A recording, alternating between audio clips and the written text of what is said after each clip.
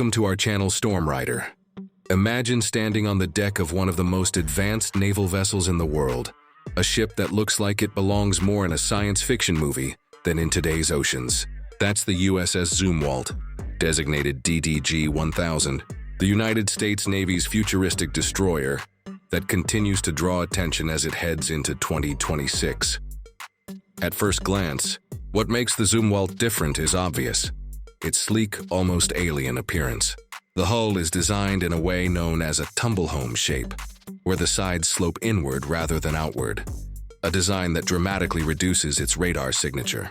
In fact, despite being over 600 feet long and displacing more than 15,000 tons, the ship's radar profile is similar to that of a small fishing boat.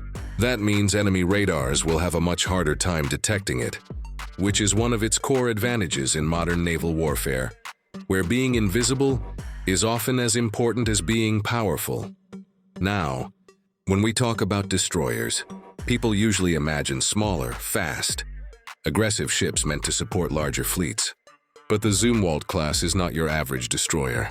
It's larger than most cruisers, giving it the space and stability to carry cutting-edge technology, more fuel, and advanced weapons. It's powered by an integrated power system, essentially an all-electric propulsion setup that generates around 78 megawatts of electricity. To put that into perspective, that's enough to power a small city. What makes this system so impressive is that it not only drives the ship's engines, but also supplies power for its weapons and onboard systems. This includes current systems like advanced sensors and radars, but also future weapons such as railguns and directed energy lasers, which require massive amounts of electricity to function. The Zumwalt was designed with the future in mind, giving the Navy a platform that can adapt as new technologies become available. Performance-wise, the Zumwalt may not be the fastest ship in the Navy, but speed isn't its only measure of capability. It can reach over 30 knots, which is still impressive for a ship of its size, and it's highly maneuverable given its unique hull design. More importantly, it can operate in multiple roles: land attack, anti-air warfare, anti-submarine missions, and surface warfare. Its versatility makes it an asset that can be deployed across a wide range of missions, from providing support in coastal operations to serving as a heavy strike platform far out at sea. One of the ship's original selling points was its pair of advanced gun systems. Huge 155mm cannons that could fire special long-range land attack projectiles with extreme precision up to 80 miles inland. While those particular rounds turned out to be too expensive for sustained use, the Zumwalt's spacious deck and advanced power systems mean that it can be retrofitted with other weapons.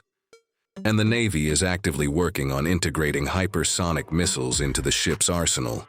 That would give it the ability to strike targets thousands of miles away at speeds that are nearly impossible to defend against. Speaking of weapons, the Zumwalt is armed with 80 vertical launch system cells, which can fire a wide variety of missiles.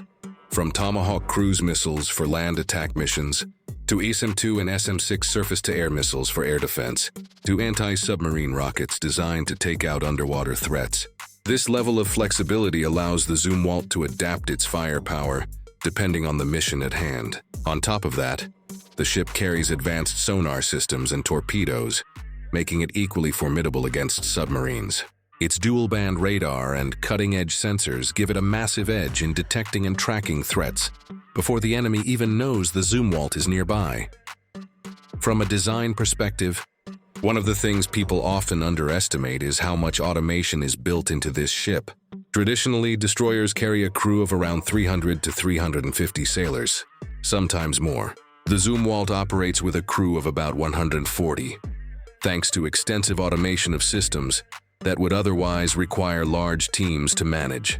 That reduction in manpower not only makes operations more efficient, but also frees up space for advanced systems, more supplies, and additional weapons. This smaller crew size is supported by highly advanced living quarters and technology that makes day-to-day life at sea less stressful. In many ways, the Zumwalt is as much a statement about modern naval lifestyle as it is about naval warfare. Another feature that stands out is stealth, not just in terms of radar, but in acoustic and infrared signatures as well. The ship is designed to be quieter underwater, making it harder for submarines to detect, and it's built with systems to manage heat emissions, which makes it harder for enemy forces to spot it with infrared sensors. All of these factors together make the Zumwalt one of the most stealthy and survivable surface combatants in the world. Of course, it's important to note that the Zumwalt hasn't been without controversy. Its development has been extremely costly, with the total program cost running into tens of billions of dollars. Originally, the Navy planned to build more than 30 of these ships, but due to the rising costs, only 3 were completed: USS Zumwalt, USS Michael Mansour, and USS Lyndon B. Johnson. This small fleet means the Zumwalt-class didn't replace traditional destroyers, as some once imagined, but instead serves as a kind of test bed and operational platform for advanced technologies. In a way, these ships are floating laboratories, pioneering concepts that could shape the next generation of naval warfare. In terms of unique selling points, the Zumwalt's most defining trait is its future-proof design. Unlike older ships that need extensive retrofits to keep up with new technologies, the Zumwalt was built from the start with extra power capacity, modular weapon bays, and an architecture that allows for upgrades without major redesigns. This means that as hypersonic weapons, railguns, and directed energy weapons mature, the Zumwalt will be ready to integrate them seamlessly. Combine that with its stealth capabilities and advanced automation, and you get a ship that remains ahead of its time, even a decade after its launch. For general audiences who may not be interested in raw technical specifications, what makes the Zumwalt exciting is that it represents a leap in how navies think about surface combat. It's not just about having the biggest guns or the fastest engines anymore. It's about information dominance, stealth, adaptability, and the ability to project power in ways that older designs simply cannot match. The Zumwalt embodies this shift, acting less like a traditional warship and more like a high-tech platform for the future battlefield. So, when you look at the USS Zumwalt today, it's not just a destroyer, it's a glimpse into the future of naval warfare. Its radar signature is practically invisible. Its weapon systems are versatile and upgradable. Its automation reduces crew demands, and its power system can handle the energy-hungry weapons of tomorrow. Yes, it's expensive, and yes, it's rare, but that rarity makes it all the more significant. Each Zumwalt-class destroyer is a technological marvel, a bold experiment, and a formidable weapon system that redefines what it means to be a warship in the 21st century. As we move into 2026, the Zumwalt isn't just a piece of military hardware. It's a symbol of where naval warfare is headed. It balances the lessons of the past with the possibilities of the future, blending stealth, firepower, and adaptability into a single, awe-inspiring package. Whether it's launching hypersonic missiles, leading strike groups, or quietly patrolling unseen in hostile waters, the Zumwalt will continue to spark both fascination and debate as one of the most unique warships ever built.